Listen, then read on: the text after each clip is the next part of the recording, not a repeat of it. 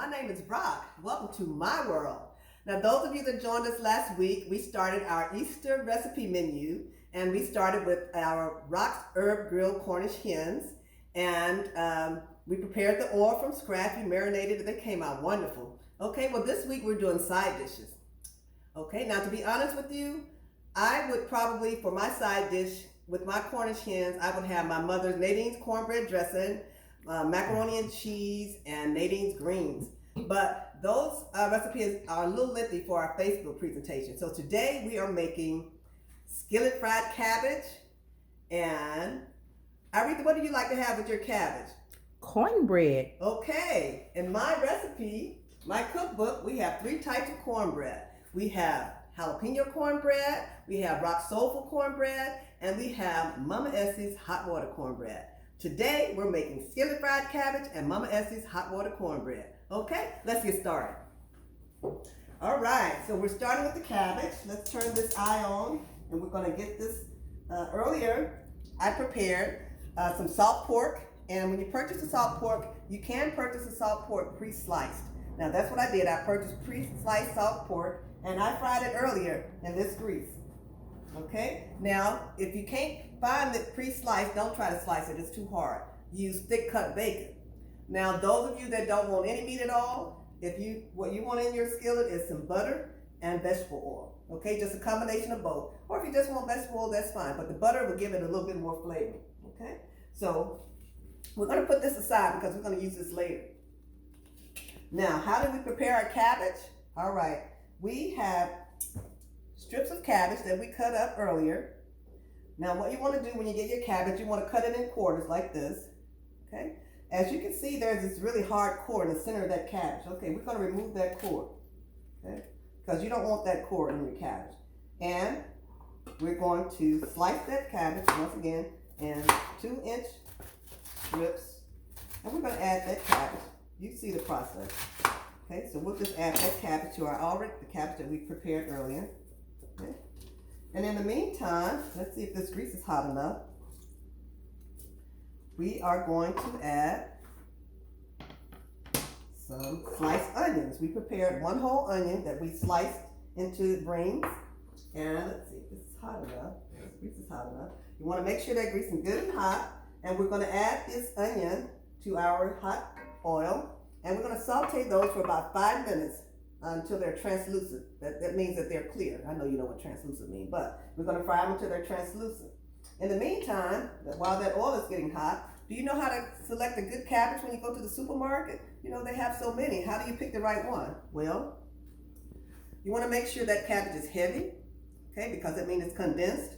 But you want a few of those leaves open, but not a lot of leaves open. You want just a few of those leaves open. Okay, now that's a pretty cabbage, isn't it? Okay, that's how we got started. All right, looks like that grease is hot now. So we're going to add in our onions.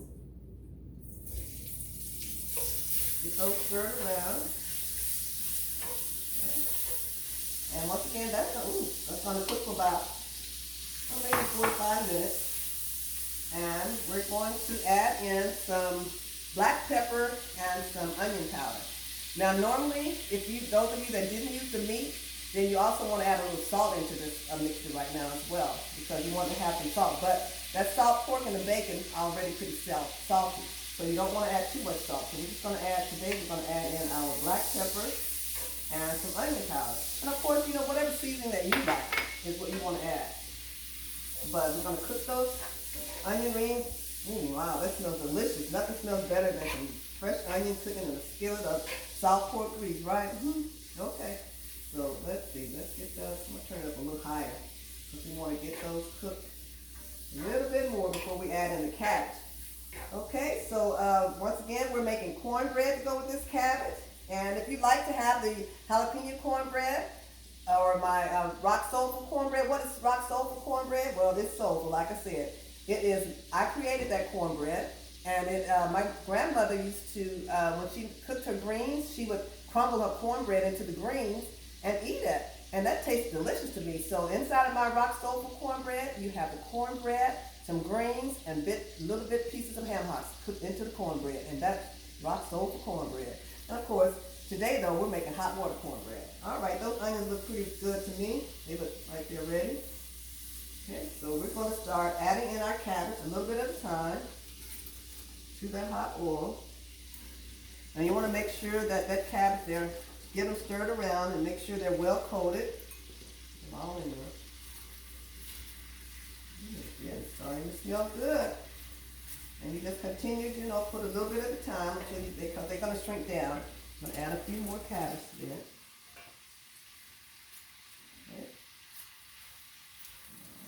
Ooh, it's smelling delicious, delicious, delicious, delicious. Okay, be careful. And toss your onion around and get that mixture all good, and make sure that the seasoning is coating those cabbage really, really good. Okay. Maybe get a few more cabbage in here. Oh wow, see those onions? Mmm. Yum, smells good too. I think you can add a few more cabbage. You may not be able to get all of these in this skillet, but we'll just get as many as we can into here. And I think this is probably going to be enough. So get this coated up well. Come on in on this cabbage so they can see how those, making sure that the onions get mixed in well with the cabbage and all the flavors from that oil getting mixed in. Be careful, don't burn yourself. I'm going to kind of just a little bit. Okay, I think that's enough in this skillet. Okay, cooking. Now, once you get all the cabbage in, the next step is you're going to add a little bit of water because you want it to steam just a little bit. Even though it's fried, you want it to steam a little bit. I mean, I'm not going to name this place, but sometimes I go to this place and they have the cabbage, and the cabbage be still raw when you order it and you serving it up on your plate. I'm not going to name the name of the place, but anyway, we want our cabbage to soften up. So, how do you soften up that cabbage and still have that skillet fried taste? We're just going to add a little bit of water into this.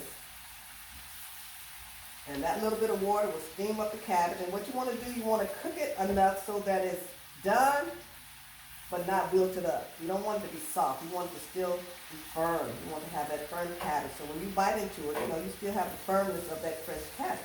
You don't want it to be all withered up. Okay, I think this is ready for our water. Make sure all those onions coated well through that mixture. Okay. Okay. You can hear it popping, right? Okay. Good, that's good. I think well, coat it in there really well. All those leaves in there. Okay, so as you can see, I have just a little bit of water here.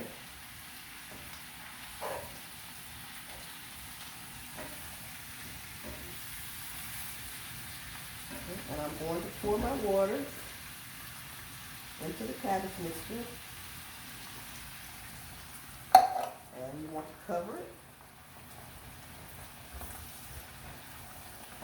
Get that water blended in well. And cover it. And you're going to let that simmer about 10 to 15 minutes, okay? While that cabbage is simmering, we're going to get our hot water cornbread ready. We'll be right back, y'all.